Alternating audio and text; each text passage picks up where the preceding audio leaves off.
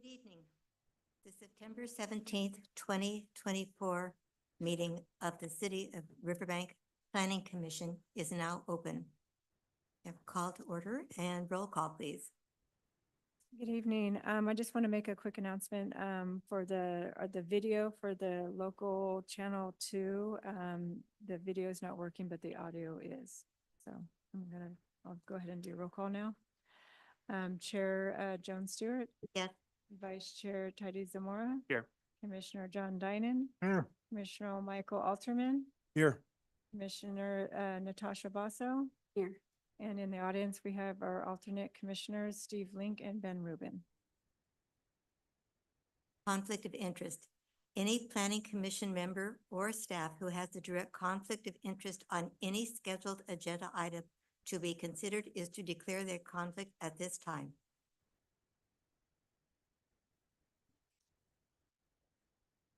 Going on to public comments, and no action can be taken. At this time, members of the public may comment on any item not appearing on the agenda and within the subject matter jurisdiction of the Planning Commission Board. Individual comments will be limited to a maximum of 3 minutes, or as stated by the presiding officer, and time cannot be yielded to another person. Under state law, matters presented during the public comment period cannot be discussed or acted upon. For record purposes, please state your name and city of residence, and please make your comments directly to the Planning Commission members. Do we have any public comments tonight?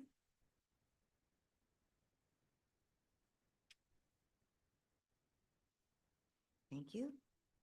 Going on, we'll move to the consent calendar, and all items listed on the consent calendar are to be acted upon by a single action of the Planning Commission Board unless requested by an individual Planning Commission member or member of the public for special consideration. Otherwise, the recommendation of staff will be accepted and acted upon by motion of the Planning Commission Board. Tonight, we have item 2.1, which is posting of the agenda. The agenda for the September 17th, 2024 Planning Commission meeting was posted on the City Community Center Bulletin Board, City Hall North and South Bulletin Boards, Post Office, City website, and emailed to the library on September 11th, 2024. Item 2.2, approval of the September 17th, 2024 agenda. This provides an opportunity for the Planning Commission or staff to recommend that an item be placed on the agenda for discussion or to adjust the proposed agenda to allow an item to be taken out of order. Item 2.3, approval of the August 2024 Planning Commission meeting minutes having been read by the individual commissioners and stands approved as submitted. May I have a motion for approval? So moved. I'll second. Roll call, please. Chair Stewart, Yes. Vice Chair Zamora, Yes. Commissioner Dinan, Yes. Commissioner Alterman, Yes. Commissioner Basso. Yes. It's approved by vote. Thank you. Item 3, a housing element presentation. This is a presentation from Miguel Galvez, contract planner with J.B. Anderson Land Use Planning on the city's housing update. Good evening, Commissioners. Miguel Galvez in front of you once again on behalf of the City of Riverbank. I'm here to provide a progress report on some of the recent activities that have transpired with the housing element update. Some of the recent activities, as you may recall, in July 31st, we held a community workshop. On September 11th, we held a stakeholders meeting. Throughout this time, we've also conducted a housing element survey, an online survey. And we were scheduled to have the Planning Commission meeting public hearing today, but we're requesting that be postponed till October 15th. So there'll be an opportunity tonight to provide comment, but October 15th will be the start of the 30-day public review period on the draft housing element update. The purpose of the meeting today is to give you a real quick quick progress report. Real quick, I know you probably heard this a lot, and you probably can speak to this. You know, what is the housing element? Well, the housing element is one element of the general plan. It covers an 8-year period, which ends in December 31st, 2031. It includes an inventory of sites that the city is looking at to hopefully have a housing develop on it. It includes housing programs and goals incorporated into it. Just a little more detail. The housing element does have a thorough housing stock analysis. To get to that, we also look at socioeconomic information for the city, the population, the incomes, the jobs, things like that. We look at the housing supply in terms of, how many homes are available for rental, how many are ownership, how many are multifamily. We do a housing site analysis. And in that housing sites analysis, we look at a lot of things like, are utilities available? What's the zoning? What's the process to develop it? We do that. We also have some opportunity to look at fair housing analysis. And state law now requires us to kind of look at when any housing sites are identified throughout the city, are they kind of being spread around town, or are you just focusing like multifamily housing or low-income housing in special areas around town? The state wants us to kind of be fair and like make all sites around the city available for housing.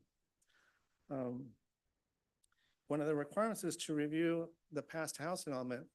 What was the city able to do in its housing goals, accomplishments, things like that? So we have an analysis of that.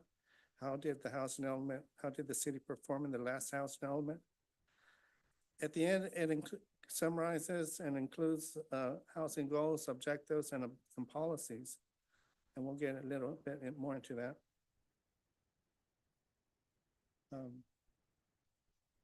Here's a structural picture of a house, but let me start from the bottom up. As you know, with a house, the first thing you want to focus on is the foundation.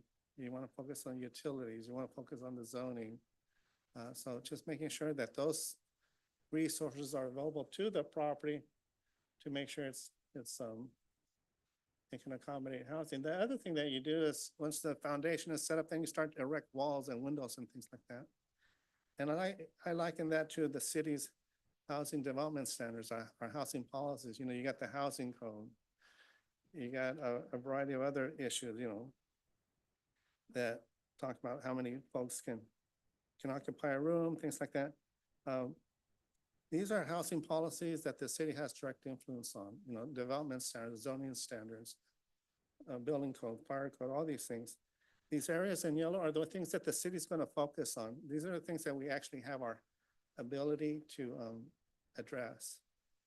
The areas, the ceiling and the roof, as I call it, these are once the houses are in, does the city get involved with mortgages or refinancing or housing rehabilitation or expansion? No, those are pretty much done privately.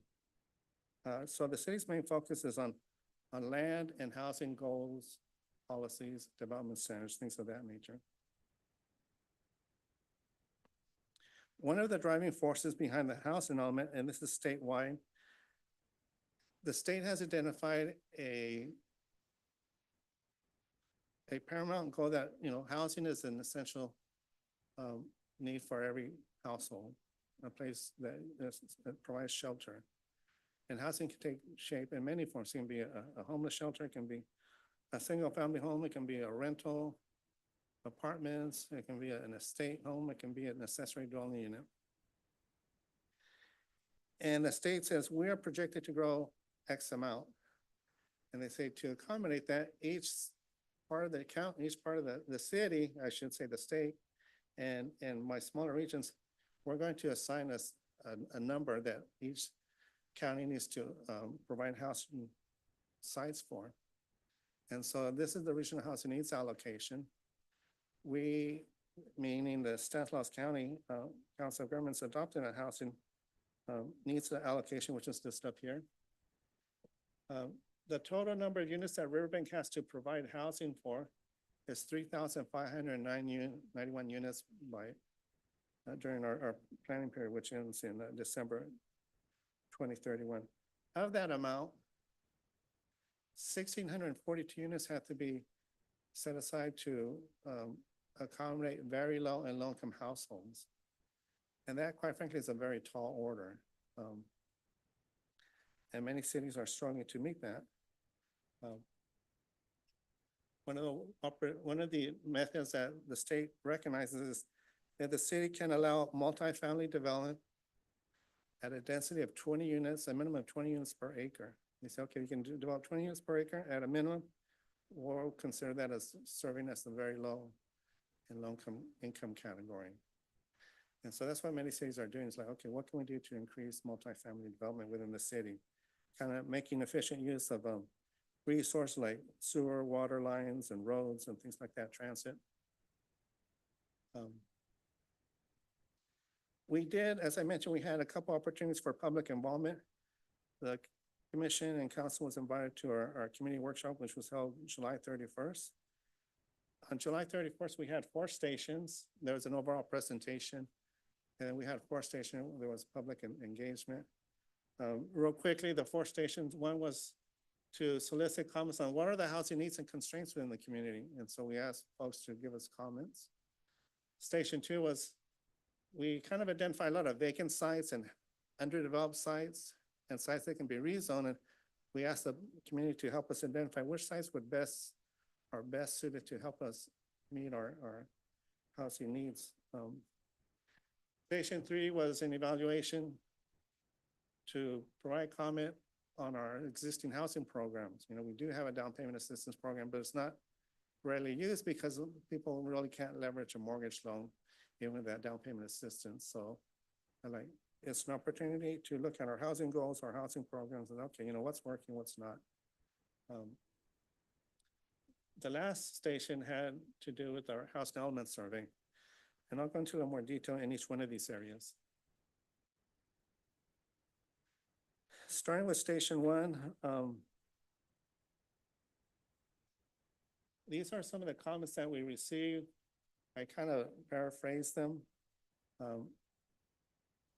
There was comments about increased options for senior housing, multi-generational housing.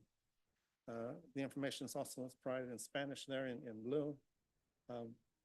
Another comment was there should be more single-family home options, you know, have bigger homes with more bathrooms and things like that, not just, you know, your 3-bedroom, 2-bathroom, but even have 2-bedroom, 2-bathroom homes. Just have more variety, more options for development. Increase the building height. Right now it's 35 feet. Usually that's, you can go up to 2-story, but people are saying maybe you can go up to 3-story. These are some of the comments we received. In addition to those,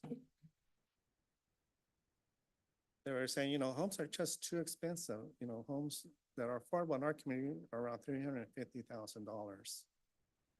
And so, you know, maybe people can start developing condos, accessory dwelling units, mobile home parks, or request, you know, a larger down payment assistance.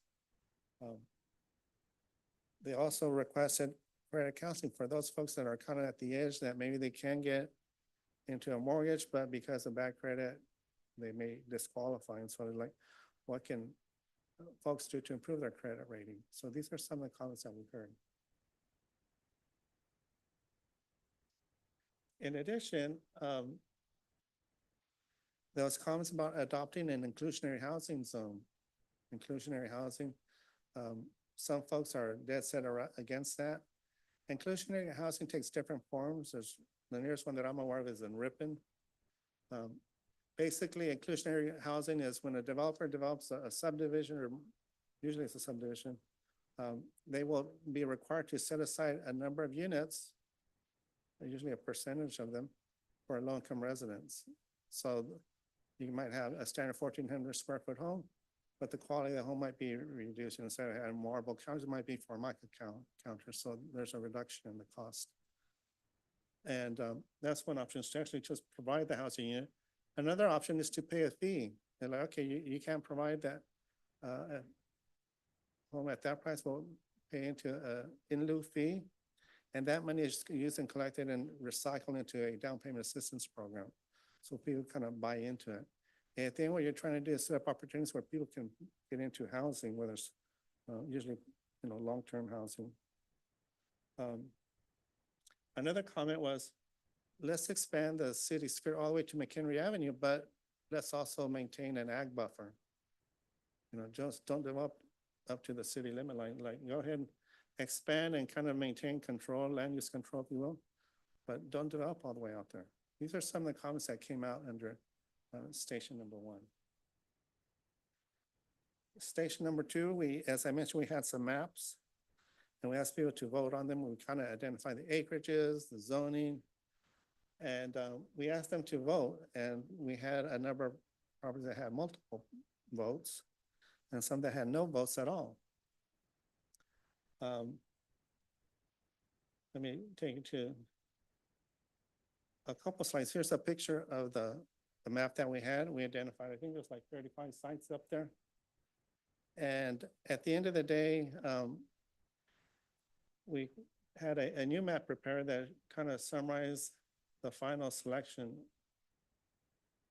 So they're brown, they received lots of votes.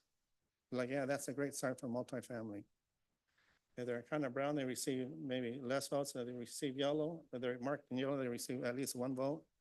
If they didn't receive any votes, they're just outlined on the property on the map. So this is one of the tasks that we've been involved with recently, working with Josh. It's kind of reviewing each of these sites and saying, okay, do we have adequate sewer, water for each of these sites? What's the proper zoning for that? Will it require a general plan or rezone for that? And so any property that will require general plan rezone, we will develop, or the city will develop a plan to do that. That will be done as a separate item altogether outside of the house element update. These will be separate general plan amendments, rezones for specific properties, but at least we're kind of identifying for the state which properties we believe can best be used to meet the city's housing goals. As I mentioned, we have to look at the land suitability, is it already developed? Is it underdeveloped?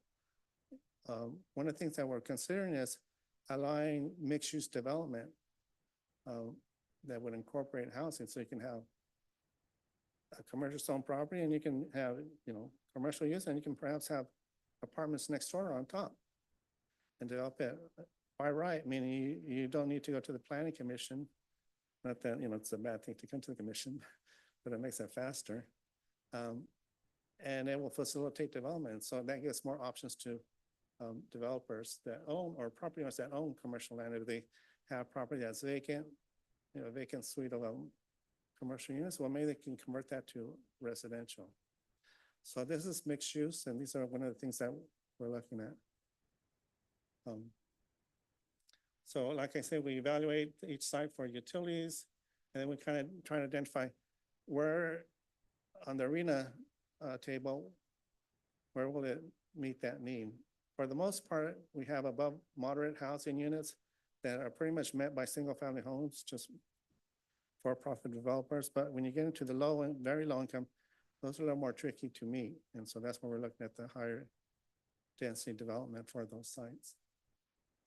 The other thing I mentioned is we also have to look at affirmatively furthering our housing. We have to do it. There's a comprehensive review. It's like, okay, where's all the low income census tract? Where's all the, the services for health and transit? And we kind of plot that out and then identify how do these candidate sites fit into that matrix of sites. So again, we don't want to put all low income housing sites in one corner of the city, but just spread them around town.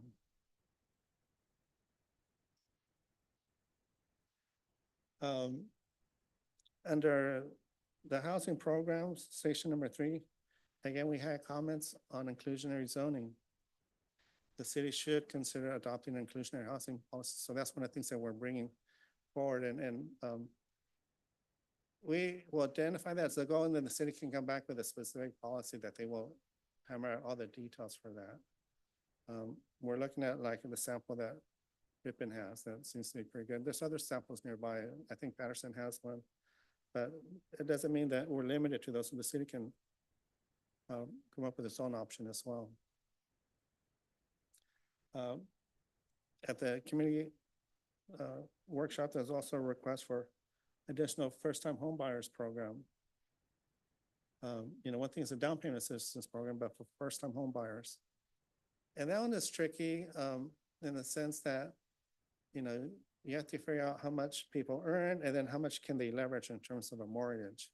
And so that's how much they can go around shopping. But if the homes are this price, they still need additional money beyond the down payment assistance program. And you got to come up with terms, what's the terms for paying it back? What's the interest rate, that type of stuff.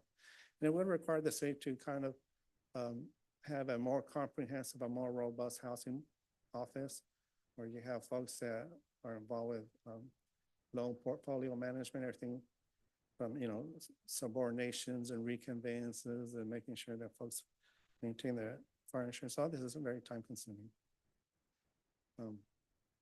So that's station number 3. Station number 4, as you know, we had a survey. That survey, we generated 75 comments. 2 of them were in Spanish. Most of the folks that responded were longtime homeowners. Many of them are middle-aged and currently own their home. By and large, the greatest need that was identified was additional housing rehab programs. Like people like, I need help maintaining my house. I need help with certain costs. And I'm not surprised about that because, on one hand, we're focusing on housing for new people, but when you got people that have homes already and perhaps they don't have the wherewithal to maintain them, and so they'll ask for rehabilitation assistance. So that came in as a really high priority in the housing survey. Last week, we had a stakeholders meeting. We reached out to the experts in the building industry, both developers, for-profit and nonprofit developers. We had a response from Self-Help Enterprises, and I believe there's a response in front of you. We had 4 people that were in attendance at the meeting in person, and we had some folks also that participated by Zoom. We kind of provided a summary of the housing element, but also we wanted them to focus on these 4 key questions. As a developer, what are the top housing issues that should be addressed? 2, what challenges do you face in developing in our community? 3, what can the city of Burbank do to facilitate housing development? And 4, what housing-related activities should the city prioritize? We had sent these questions in advance, and actually we're going to follow up to many of the folks that did not respond or reply. Quite frankly, a lot of them are bombarded because many of the cities have been going through this process and they're reaching out to the different developers. Oh, did not respond, like, yeah, to a different city perhaps, not to us. The comments we heard was financing multifamily development is difficult.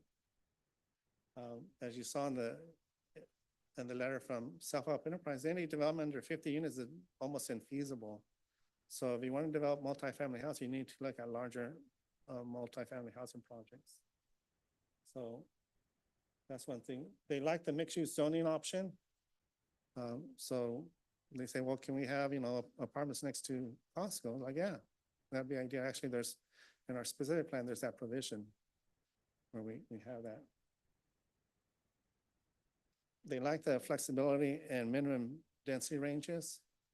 Some cities had pyramidal zoning where you have R1 uses that are allowed in the R2 zone, which are allowed in the R3 zone. Someone had property that's R3, they can build single family homes. So it's pyramidal zoning, like, okay, I'm meeting the density of the zoning code, but now we're going to establish minimum density. In the R3 zone, you have to develop at least 20 units per acre. You can no longer develop single family homes. But in the R2 zone, it's a reduced density. So the developers like the idea of just having, different densities identified up front. Some of the comments that they relayed was, why doesn't the city consider amending its development standards? Perhaps decreasing the road width, say having a 50-foot wide street, make it, I don't know, 35 and have parking only on one side of the street. Or perhaps amending the development standards like the zoning, the setback standards, things like that. Or there's opportunity for a bus stop taking parking requirements out altogether. I kind of heard, well, give us more options, reduce the development standard, reduce how much we have to contribute to non-housing development.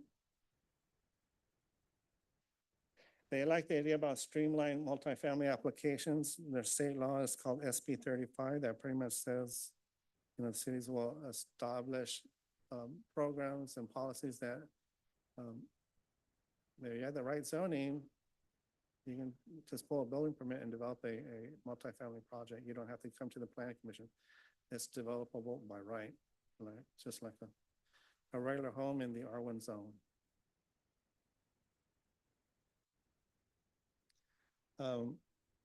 Overall community participation, as I mentioned, this is just a progress report of some of the comments we've heard thus far. At the next planning commission, we're going to be presenting the actual draft house element that's going to commence the public review period. So it will be a public hearing, but it's really more to announce everyone, we have our draft housing element and we're going to have it available for 30 days. There's actually two periods, if you will. One is that when the planning commission actually makes that process available, and we'll also provide that opportunity at the city council. Once we send it to the state has 90 days to review it. And then they give the comments back to the city. Cities are getting letters that are like 15 to 20 to 30 pages long. Hey, you need to do X, Y, Z. And so staff will revise the house element. And then we come back to the planning commission and city council with revisions to the state's comments, revisions to the house element reflecting state comments. And that'll happen in the spring. So next October, at the next planning commission, October 15th, we'll have a public hearing to start the public review period. And then we'll go to council and ask them permission to go ahead and submit the draft house element to the state for a 90-day public review period. And then it'll come back to the planning commission after that period and after revisions have been made for formal adoption and consideration and adoption by the planning commission and city council. But folks can still keep tabs on our dedicated website. They can continue to email comments to Josh, our community development director. Like, I guys did a fantastic job, kudos to staff. But housing is important, as I mentioned before. For me, a house is where you build memories, and you won't see your kids grow up where people leave the house to get married or the grandkids come over. That's where you live. That's your domain, and everyone should have that opportunity. That's my personal point of view. Here's a quick timeline. As I mentioned, we've been developing the housing sites a little bit further. That's part of the reason for the delay. I want to make sure, we have time to review these things with city staff. The complete draft house element will be available October 15th. It'll go to the city council in November. In November, we'll send it to the state for a 90-day review period. And then February 2025, we'll revise the house element and come back to the planning commission in March and April and make sure then we submit an adopted house element to HCD after that process is completed, and we're projecting April 2025. I'm sorry, I was going to make it quick, but I do have a certain passion for housing. I'm available for questions as well as staff, so it's just a progress report at this time.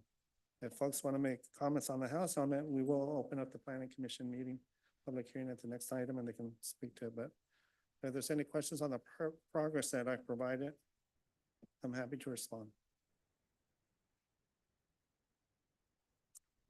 I have the 3,000 figure that you showed at the beginning of the presentation. We have 8 years to come up to that figure. Yes, we have to identify enough sites right now to make sure that over the 8-year period, developers have the opportunity to build. Again, the city is not required to build it, but we just need to have enough land available for someone to develop if they want to. But yes, that's an 8-year period.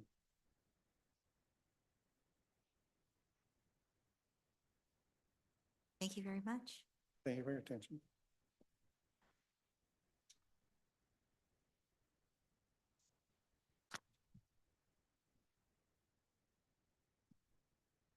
Item number 4. Planning Commission public hearings. 4.1. Draft of the 6th cycle of the housing element update. To consider recommending to the City Council of the City of Riverbank to authorize staff to submit the draft 6th cycle housing element update to the California Department of Housing and Community Development for a mandated 30-day compliance evaluation with state laws. The city's draft 6th cycle housing element update has been prepared in accordance with Government Code Section 65800 et al., which specifies the content of the housing element. The housing element is one of the elements of the general plan that presents a plan for meeting the community's housing needs. It addresses constraints to housing development, available land and resources, housing needs, fair housing, goals, policies, and programs to provide housing to meet the needs of households at all income levels. I'd like a motion recommending that this item be continued to the October 15th Planning Commission meeting.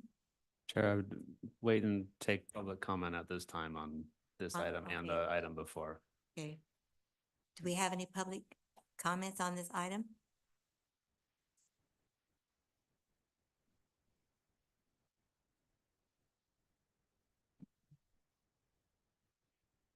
Here's 7730 McHenry Avenue, Modesto.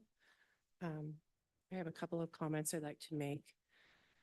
First of all, I only received 2 days advance notice about the July 31st workshop, so I wasn't able to attend, unfortunately.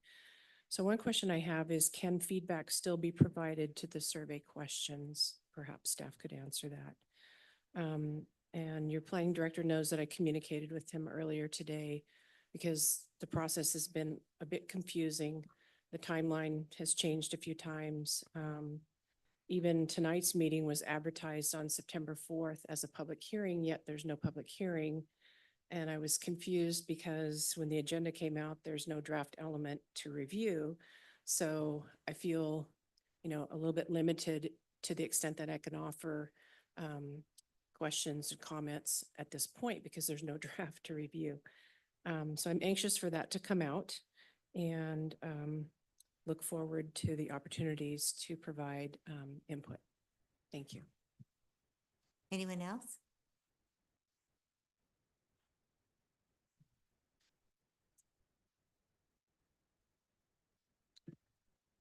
Gary Pearson, resident, 2209 Cedarwood Circle. And listening to the presentation, appreciate the update on what all is happening. There are a few facts that we need to clarify, however. I did a public request for information related to what are our current inventory of vacant lots. And what I have determined that there are 59 active vacant lots that need to be considered in detail. And if I'm using the statistic that was cited, about 20 units per acre, in summary of those 59 units, we'd have 1,121 available sites throughout the city. And I can send that to Josh just as a matter of record. Also, for consideration, when we do all of these planning events, we still need to incorporate parks. We have one active park in some of our new development, and it's less than an acre. That's not suitable for good interaction with folks that live in those new communities. And I'm aware of the other one that's being considered at a future date. Also, when I look at all the planning that's going on and we talk about reduction of street sizes, I'm a biker. I ride through the community. There's no contiguous bike lanes throughout our city. And that's dangerous for me as a person that rides bikes. And I would urge this planning commission to really consider a bike level 4 for all bike lanes in the city. That's a physical barrier, separates cars. It is extremely dangerous. So also median price of housing in this city right now is $550K.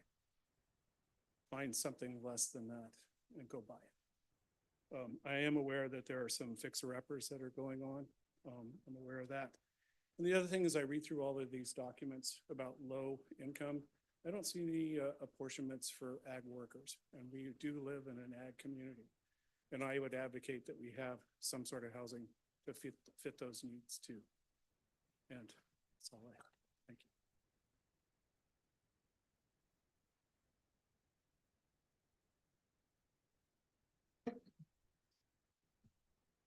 you. No more comments? Hmm? On Zoom? On Zoom. Oh, Online. okay.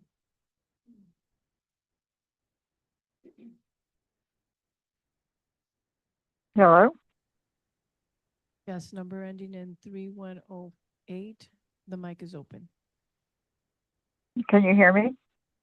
Yes, we can hear you. Okay. First of all, in case you guys don't know, Channel 2 is completely dark. Can you state your name? We have no picture. And I have one question. If you could clarify, please, because we get a different definition from the city, from StanCog, and from the state. They either tell you that the number of housing you quoted is what has to be planned for, not built, or they tell you it's what has to be built. Can you please clarify which it is?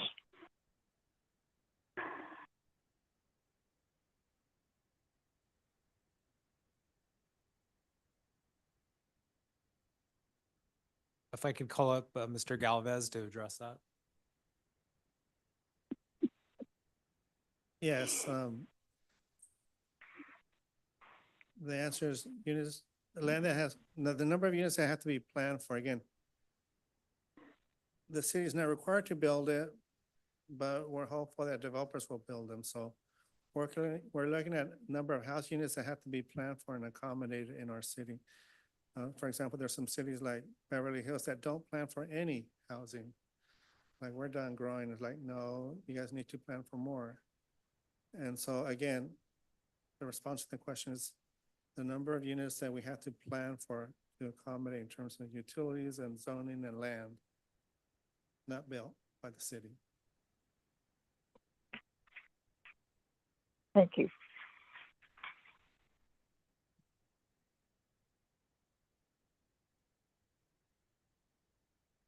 Did you have another question?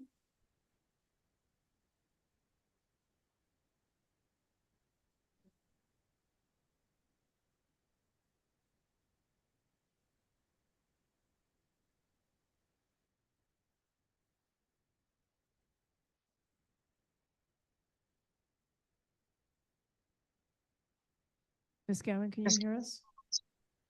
Yes, can you hear me? Yes, we can hear you. Yes. The element that we're discussing tonight is the house element. Are there any other elements in the general plan that we should also be considering while we're considering this? With Riverbank right now having so much development going on, I am wondering whether the numbers that you are trying to show that we need to build, the building now in Crossroads and many other places that are already in place, and already the building permits have been approved, are these houses already part of this housing element numbers?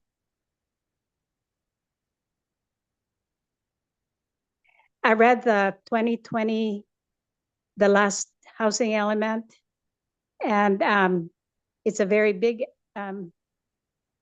plan, of course. So I'm just a little bit trying to bridge that element that was approved already in, I guess, 10 years ago, Josh. I don't have my notes with me. And all of the plans already and all the requirements from the state, are those houses that are already in place counted in this new element year update?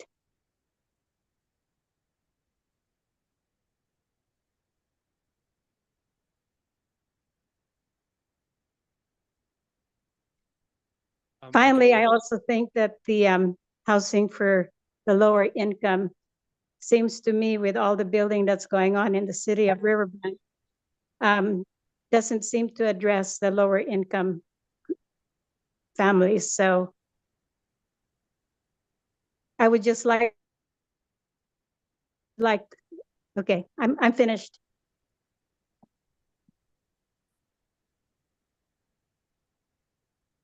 You guys like me to address that comment regarding Crossroads West specifically? Yes. So it's my understanding, Miguel, you could correct me if I'm wrong on this, but it's my understanding that we're looking at a planning horizon that there's different categories of projects. They have what I believe is called the pipeline projects in the pipeline, projects already approved. And so when you look at the housing element, it will be split into different categories. Crossroads West would be considered projects that are already approved. I believe the tentative map has mapped most of, if not all of the Machado property and the Herrickfeld property. So a developer could potentially walk in and pull a building permit to build a house out there. There's a little more involved. Obviously, some of the streets need to be constructed, but for the most part, those lots are approved, and per their development agreement, they're good for 20 years.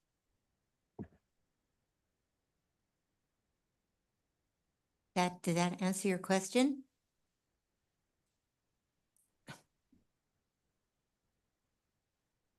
Do we have any other comments? The only thing, I don't think we answered Ms. Hager's question, her first question, whether she still has the ability to make comments. Or Yeah, I would encourage any members of the public, if they do have comments or feedback, to submit them now. Otherwise, the other opportunity to comment directly on the draft document would occur after October 15th when it's released. At that point, they'll have a 30-day review period and the ability to comment on the specific document.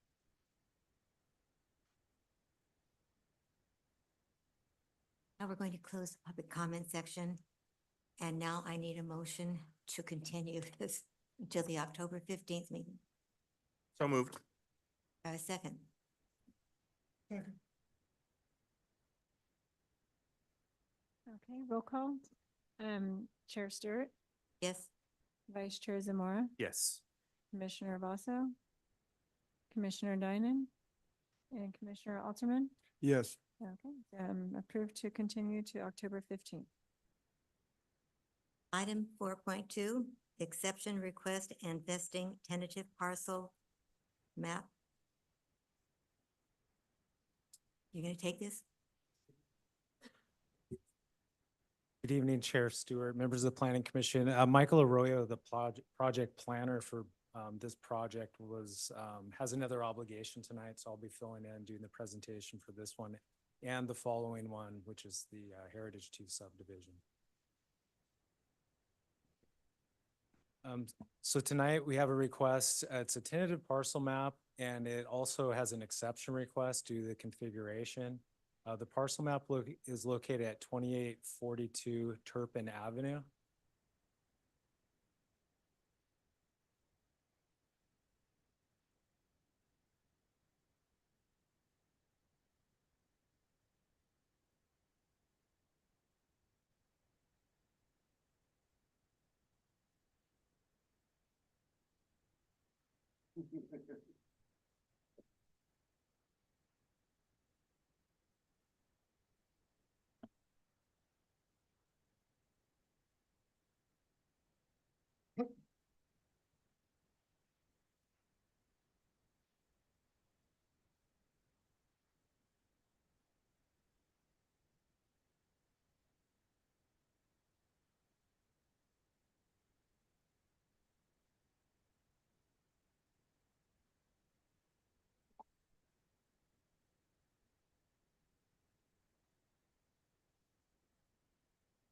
So like I was saying, the project is located at 2842 Turpin Avenue. The current property is just a little bit over an acre at 51,418 square feet. Its general plan designation is low density residential, and its zoning designation is R1, which is a single family residential. The applicants are requesting Planning Commission approve both the exception request, which will allow the configuration of a flag lot, and I'll kind of get into the design of that in the next few slides, and subdivide that parcel into 4 residential parcels. This is the assessor's map, just showing kind of some of the adjacent, already developed areas. And then here's an air photo kind of showing outlined in red the project site. Again, it's address Turpin Avenue, but just notice there's Deep River Drive, which is to the south of it. This is the proposed map, and I'm gonna zoom into a closer view of this, but I just wanted to point out the existing, there are two, what we'll call flag lots, would be on the left-hand side of your screen. Looks like about 2 parcels over. So here's kind of a closer view of how those parcels are configured. Basically parcel 1, which would retain the existing home and accessory buildings. That's the one that's currently addressed on Turpin. Parcels 2, 3, and 4 would come off of Deep River Drive. And then the reason for the exception request is parcel 2. You'll notice it's kind of that flag-shaped or L-shaped lot. Because it does not meet the minimum width and depth requirements outlined in our municipal code. Hence the need for the exception request tonight. I'll kind of get into, so parcel 1 will be at 26,220 square feet. Its width is 139 and its depth is 188. That, like I said, that complies. The only one that would not comply would be parcel, I believe it was parcel 2. So parcel 2 comes in at 11,340 square feet, but notice that its width is only 29 feet. And when we're talking about width, we're talking about the road frontage. So I'll back up one more slide and just show you where that 29 feet of width comes in. And it would be just to your left on Deep River Drive. Parcel 3 comes in at 6,000 square feet, 143. Its width is 55 feet and depth is 116. Parcel 4 is about the same size at 6,005 square feet, 55 width, and 126 feet in depth. In terms of the general plan consistency finding, the city policy conservation 8.6 states that the city will encourage compact development to achieve more efficient use of resources and provision of public facilities and services. As such, approval of this proposed project may lead to the development of single-family dwelling units on parcels 2, 3, and 4. In terms of CEQA environmental, this project is considered categorically exempt pursuant to CEQA guidelines sections 15332, which discusses infill development projects. Public notice for this project was provided to the Riverbank News on Wednesday, September 4th. Public notices were also mailed to residents and property owners within a 300-foot radius of the project site on the same date, Wednesday, September 4th. Staff recommends the Planning Commission adopt Resolution 2024-008 approving exception request to allow the configuration of a flag lot and vesting tentative parcel map 01-2024 to subdivide one parcel into 4 resulting parcels based on the required findings. One kind of clarification on this, Planning Commission will be making a recommendation to the City Council to approve, as the City Council is the only body that can approve the exception. Without the exception, you can't approve the map. So just a little correction on the wording of the recommendation. Sure. That concludes my presentation. I'd be happy to answer any questions. Thank you. Questions before I open it for public comment? I do. I have one question, Josh.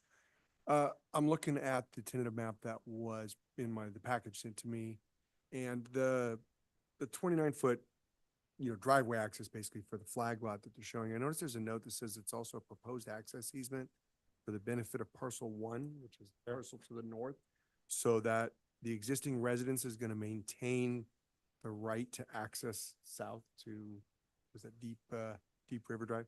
That is the intention. Was there a particular reason for that, or just what the developer wants. Yeah, and I believe that both the property owner and their engineer here tonight, they may be able to kind of add some more details, but it's my understanding that the owners of parcel one want to retain the ability to use that access easement as alternative access for their property, whether it's for boat, RV, or for other reasons. I'm not entirely sure. Any other questions?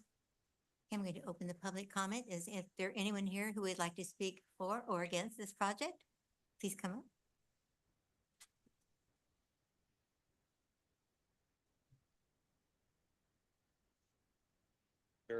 Commissioners, Rod Hawkins, Hawkins and Associates Engineering, 436 Mitchell Road, Modesto. I'm just here on behalf of my client, representing the parcel map to you. And I want to thank Josh and staff for all their help and efforts. And Josh has been good about asking questions and communicating what we need to do to make this process smooth. Just had one clarification. I mentioned it to Josh earlier. Not really an objection, but the condition, I believe it's number 8, requires that landscaping plans be done prior to the final map or the parcel map reporting. I don't think landscaping plans are going to be required for this because it's a 50-foot section and there won't really be a landscape strip. Obviously, when houses develop, they'll be landscaped. But as far as the improvement plans, I wouldn't expect to have to do landscape. So if we could just qualify that to if required, I would appreciate that. Just would help us potentially avoid a conflict as we're processing that. But other than that, I can confirm that, yeah, that's the access for parcel one, basically for RV in and out of their existing lot. But other than that, I just like to thank staff and answer any questions you may have.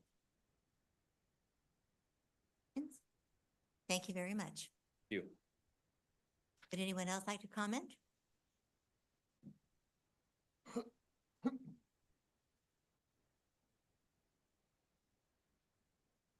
Hi. Hi, my name is Sandra Sanchez. I'm not really sure how I'm addressing this, but I reside right next to Connie, the Cotta family, and my backyard is the same in regards to where they plan to build. So I was just wondering more of a privacy, if a fence, and I don't know if I address it to you, or how do I go about finding out what type of structure is going to be between both of our residents? I'm right next door to her. We're going to ask our community development director. Sure. I would imagine it would be a wood fence like you would typically see in most residential neighborhoods. We typically would only condition a project to have like a block wall when it's conflicting uses like commercial against residential. But in this case, I would imagine it's going to be a typical 6-foot high wood fence.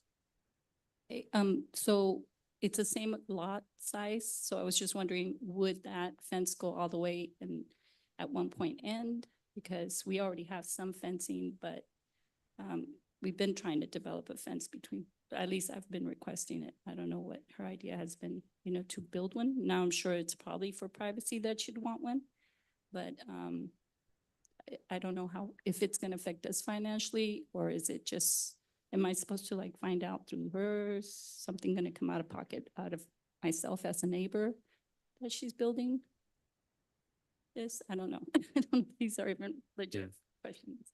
But to echo what the community development director said, that this isn't something that's required by the city as part of this application. So it may be something to try to communicate with the neighbor. And if at some point they do build a fence, it would be subject to those city standards that maybe 6 foot height and certain materials. But when those lots are created and they build that access road, there's not a requirement to build a fence. I guess it kind of answers it. Continue. Okay. Thank you. Do we have any additional comments? Okay, I'm going to close the public hearing. Sorry, I did have another question for, and maybe the city staff can answer this, or maybe the developer. There is additional right-of-way proposed to be dedicated on Deep River Drive there on the south. And I'm curious, is that conditioned to be developed prior to occupancy, or is that a condition with the development, or is that going with, like, under building permit? When is that gonna happen, I guess? Are you, looking at the cul-de-sac, kind of Yeah, the bump yeah. out? So I would imagine that would be part of the final map process. Okay, so- Along with that. Okay, so that's not gonna be like tied to the actual construction of a house on any of those lots. Okay, that's all. One more question then. So in regards to the last person who spoke, when those improvement plans are submitted and they have, say it includes a fencing on that upper part of the parcel there where the easement is, where the access road is, at that point, would the neighbor be notified if they were required to participate financially in any fence that may be proposed at that point? I mean, these things are always tricky, right? Neighbor fence issues. In my experience, they cause some issues. Sometimes one neighbor doesn't want to pay for it. Usually neighbors kind of work it out where it's a 50-50 thing. In this particular case, I guess they would only be demoing their own fence. The applicant and property owner own that fence along Deep River currently. I do not believe they would have to demo any fence that's not entirely theirs. Okay. Meaning the side yard fence, I don't think would be affected. So if there exists a fence from Deep River Drive all the way to Turpin, that fence would not be disrupted when the, You're probably gonna have, that dedication area. I don't know if I can circle it on here, but I believe it's about 10 or 15 feet that would be affected. Yeah, right in that area. I don't know if that answers their question a little bit more clearly. I think that was a concern, that they be subject to some sort of financial obligation should it, if a fence was erected or a new fence was erected there.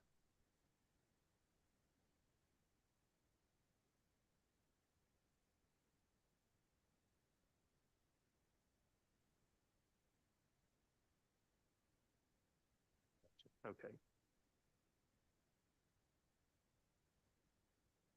Would you like to come up to the podium?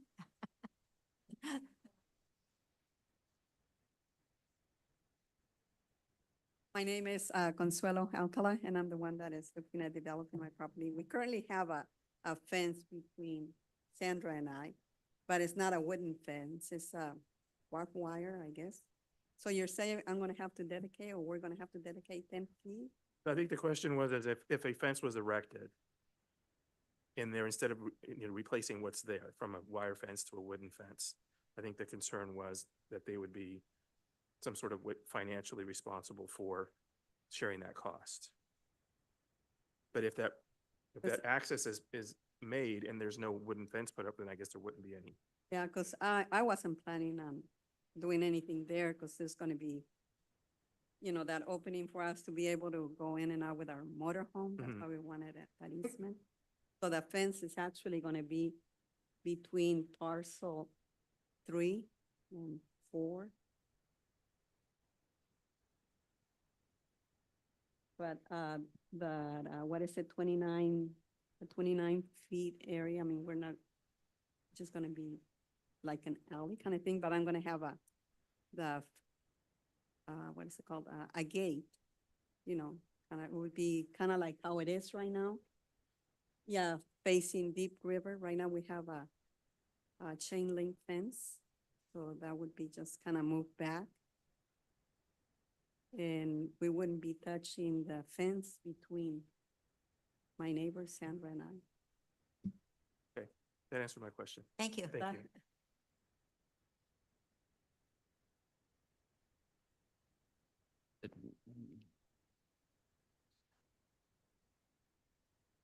Laura, I'm Sandra's daughter, and I'm a resident of, well, I'm the neighbor of Connie. So if we were to decide to put up a fence, then that's something that needs to be discussed between us and the neighbors, essentially, regardless of the fact that they're building on their own property. Because it's, That's generally correct for residential areas. Like I said, I was trying to point out this pointer doesn't show it. Where I was talking about, the only part the existing fence is going to be affected is right off Deep River. you can see where it currently is, and then it goes in maybe 10, 15, 20 feet. Right there, and then it stops. So that's the only part of the fence that would be demoed on that property line, or have to be moved back slightly.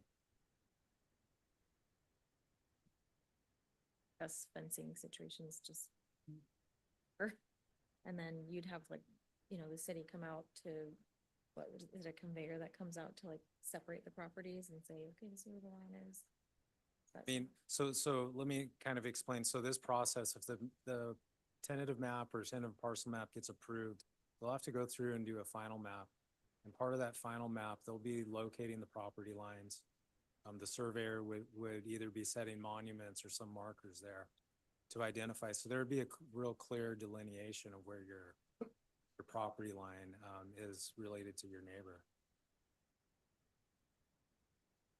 Your concern is about the fence along the Just between the perimeter in yards. between the two properties, Right, right? 'cause we weren't sure of the layout as far as how the parcels were going to be set up. I know she had mentioned to me, we discussed it. But, Right. she had mentioned the driveway, so we just didn't know how that would be laid out and what would be like open to that back road and, you could see right through to our yard. Drive. Right. But Uh, it seems like it's kind of gonna remain the same as far as them having their chain link fence still there and just gonna be pushed back. So, There's no fence proposed that's going to divide the two proproperties, but that can be, Right. that would be Discussed between decisions us. between Right. the two properties, Okay, yeah. that's what we were about. Okay. Thanks for your time. Thank you.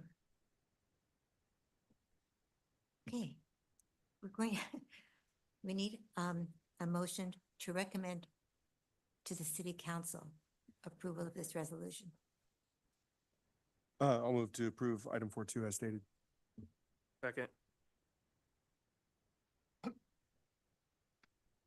Okay, roll call. Chair Stewart, Yes. Vice Chair Zamora, Yes.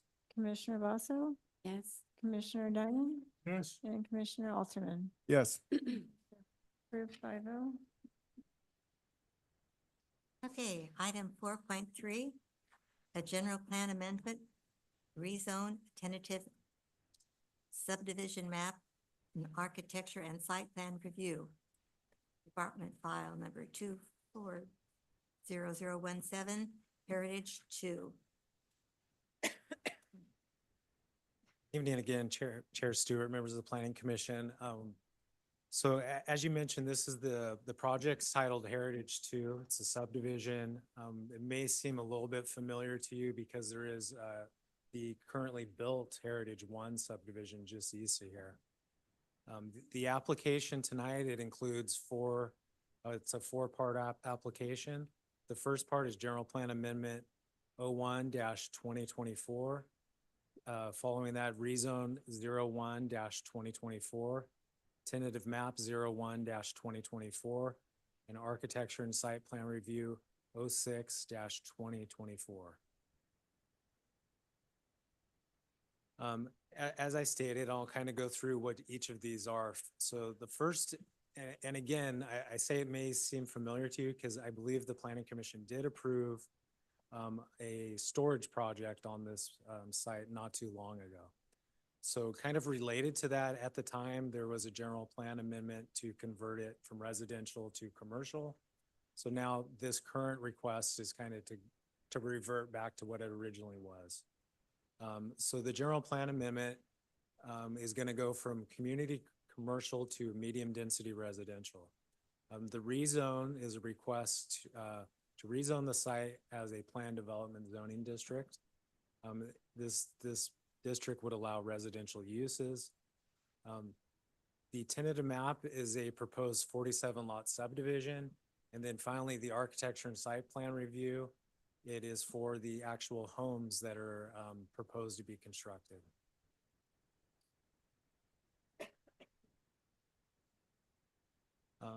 Summer Fair Commerce Center LLC is requesting that the Planning Commission review and recommend to the City Council approval of General Plan Amendment 01-2024, rezone 01-2024, tentative map 01-2024, and site plan, architecture and site plan review 06-2024. The request ultimately is to subdivide a 5.9 acre lot into 47 single-family residential lots, and the site is located at 6448 Kloss Road. Here is a assessor's map kind of showing the site. And if you kind of notice on the right-hand side of the screen, that's where Heritage One is currently built. This project, for the most part, is a mirror image of the Heritage One subdivision. Here's an air photo. It's unfortunately just a little bit outdated. It doesn't show the existing Heritage One to the right of the project site. But this is how the site currently sits today. It's just a vacant site.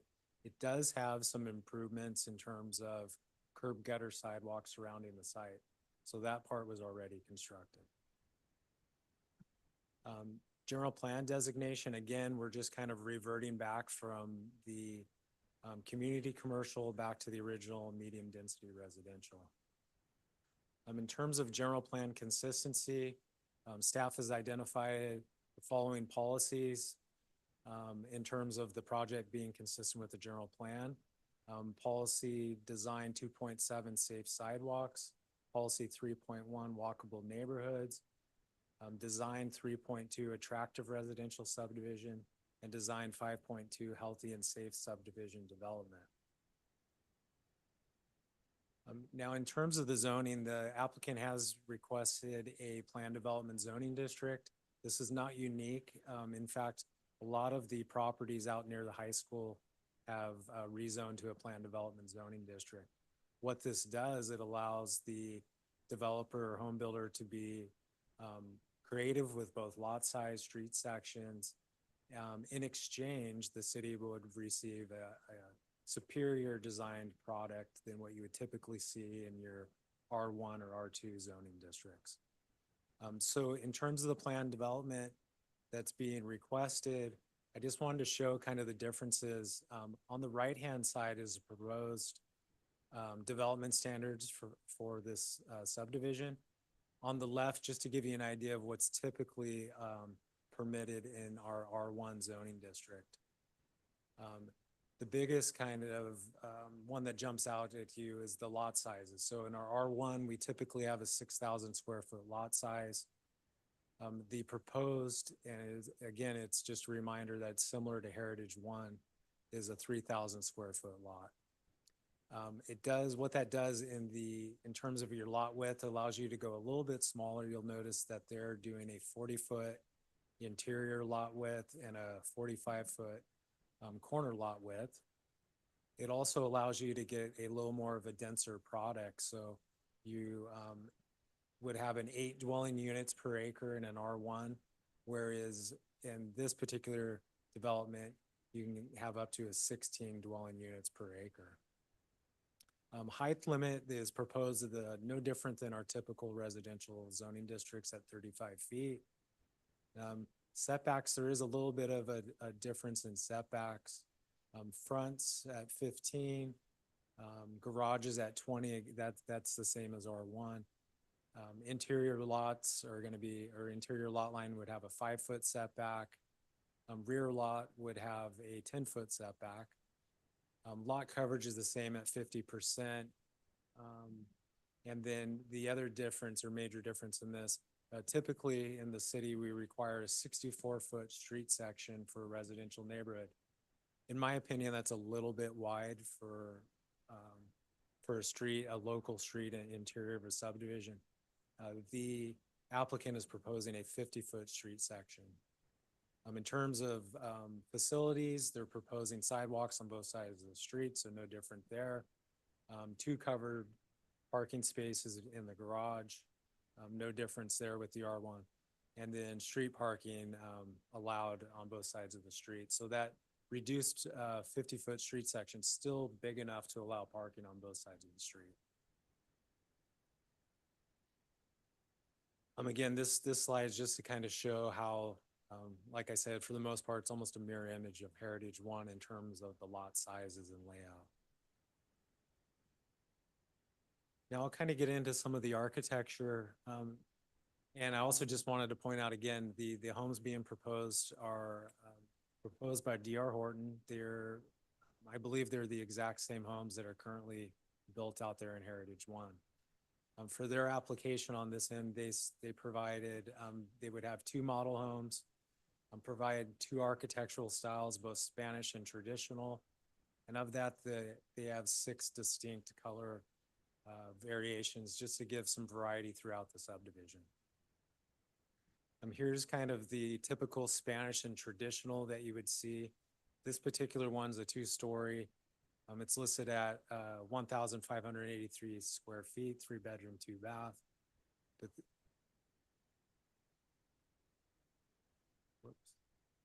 The next one I wanted to share, this is what they're calling Spanish or traditional. It's the 1,874 square feet. Comes in at 4 bedrooms, 3-bath. And then here's kind of the various color schemes that are being proposed. Again, there's 6 of them in total. In terms of environmental analysis, this project's considered exempt from CEQA based on the common sense exemption in CEQA, mainly when we were evaluating it. Another thing I wanted to point out is this project site was already analyzed under our general plan EAR as medium density residential. So staff felt it would fall under the common sense exemption. We're just kind of reverting back to what it originally was. In terms of public notices, this project was posted both in the Riverbank News on Wednesday, September 4th, and public notices were mailed to property owners within 300 feet on September 4th.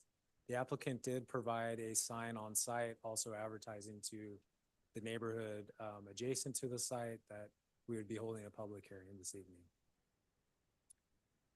With that, staff recommends that the Planning Commission adopt the following resolutions recommending approval to City Council. We'll adopt resolution number 2024-05, recommending the City Council approval of General Plan Amendment 01-2024, and recommending the City Council the approval of rezone 01-2024. Additionally, we recommending that we adopt resolution number 2024-006, recommending the City Council approve tentative subdivision map 01-2024. And finally, adopt resolution number 2024-007, recommending the City Council, recommending approval to the City Council of Architectural and Site Plan Review 06-2024. With that, I'd be happy to answer any questions you have. I also want to point out, I believe the applicant is represented over here tonight if you have specific questions. Thank you. Madam Chair, I have a question. The existing Heritage One, is it, it's already built out? Does that have the same lot sizes and footage, square footage requirements that the new one is going to have? I believe so. And actually, I have a slide up here that kind of shows, so you can see on the left in red, that's the project we're looking at tonight, Heritage 2. The existing Heritage 1's on your right. You can see how the lots sort of match up where they meet. Also, just kind of looking through the subdivision Heritage 1 falls off the page. But I know our staff, we look through it and it's the same lot sizes generally. I mean, you get a few larger ones in the cul-de-sacs or on the corner, but generally it's the same size.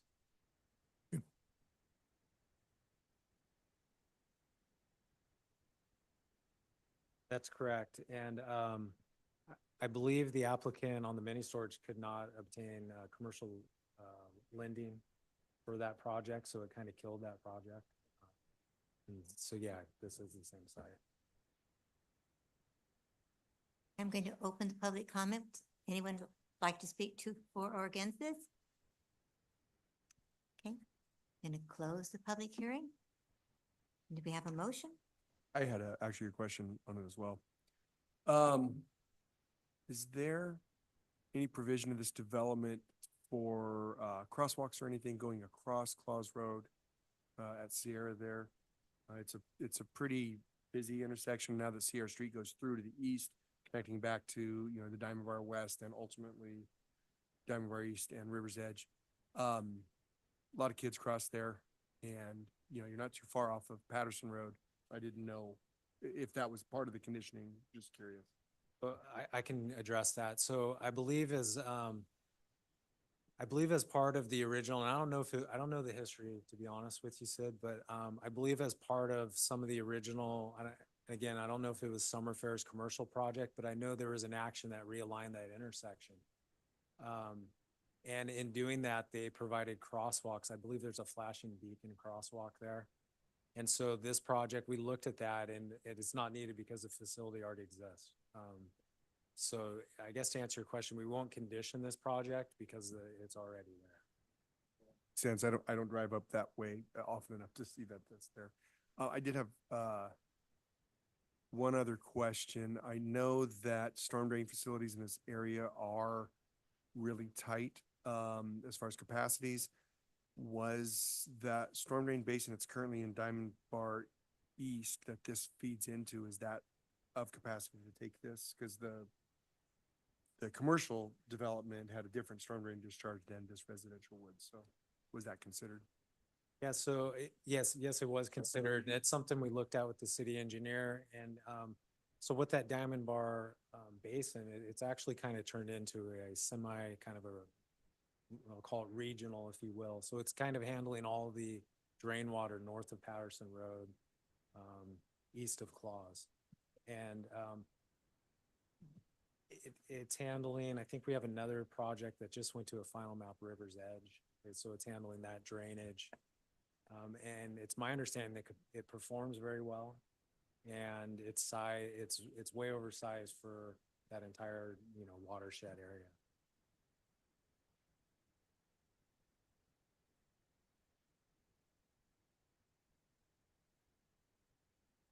Yeah, thanks for pointing that out. That's another thing is there's going to be less runoff, less pavement with the residential project. There's more backyards and front yards to kind of absorb and recharge the groundwater.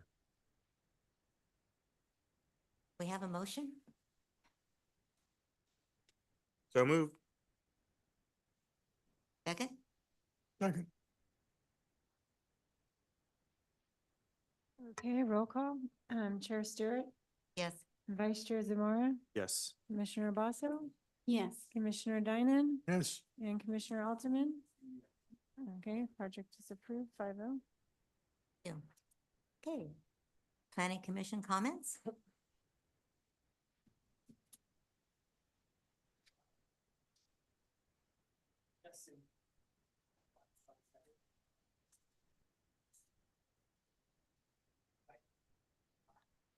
And it's golden. You have to come to the podium this time. Steve Link, alternate commissioner. I was just saying that allowing for that smaller lot size certainly helps make housing more affordable and putting effort towards that, because a lot of the cost is the land. So reducing that lot size can make those homes available to lower income, as there were comments from different places today saying that's an issue. So that's being addressed by us. Kudos to you all. Thank you. Okay. County referral correspondence? Thank you, Chair Stewart. Just one item tonight. We have correspondence from Riverbank Unified School District just regarding the increase in building permit fees or school impact fees, similar to the item we had last month. I believe it was from Modesto City Schools. So just something to be aware of. Thank you. Thank you. Oh, staff comments. Yeah, I have a couple comments for you tonight. Just wanted to recap some of the stuff that's happened since our last meeting together. Since then, there was city council took action regarding the cannabis ordinance. So there's been an amendment to the cannabis ordinance. That will become effective, I believe, September 27th. If you remember, the cannabis ordinance amendment had to deal with violations and penalties, so it was some cleanup on that end. Similar to that, we had an item at the city council, an amendment to the massage ordinance, massage parlor ordinance. That was approved and will become effective on October 10th. And that was more to bring our city code into alignment with state law in terms of permitting and licensing for these establishments.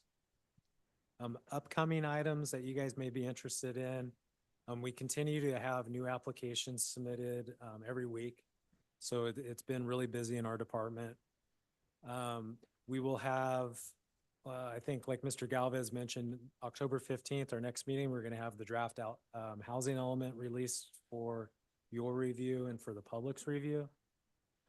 We will also, I'm not sure what the timing will be. This is probably in the next 1 or 2 planning commission meetings. We'll have a similar parcel map and exception application. This one's just a 2-lot, and it sits on Sierra and Front Street, I believe off 8th Street. We have a new tiny home village that was submitted recently to our department that you guys will see soon. That's on actually across the street from Heritage 2 subdivision on Claus between Sierra and Stanislaus. We also are working on an Airbnb ordinance, and I know I mentioned this last time, so we're still working through some issues on that.